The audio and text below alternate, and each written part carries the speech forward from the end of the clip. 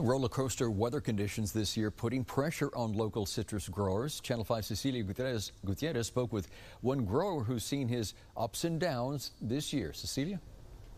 From extreme drought to record-breaking flooding, this year's harvest is not the easiest for local citrus growers.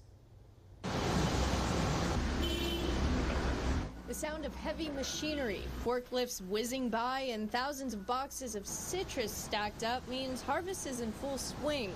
Days like today, when the weather conditions aren't ideal for a citrus grower, can delay things. We're not harvesting today at all due to the weather. Trent Bishop says when the weather doesn't allow workers in the fields, the next couple of days are a game of catch-up.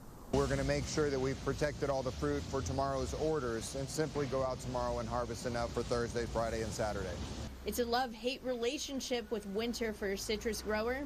We need some of this cold weather to stay in. The longer that we're able to put off the bloom, the longer we might put off being able to harvest into the season. The longer we can put off the bloom, in fact, helps us a little bit.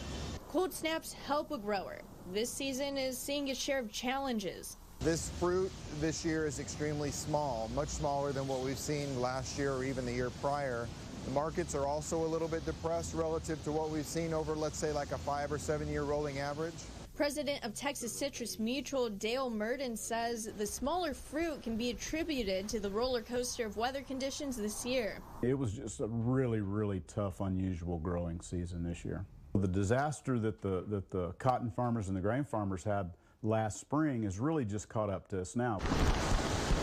Drought conditions were busted by record rainfall in June, but those conditions returned months later. And then in October we had a 12 or 14-inch rain. Merton says it's been a perfect storm. We had a lot of fruit, but it was a lot of small fruit, which makes it a marketing issue.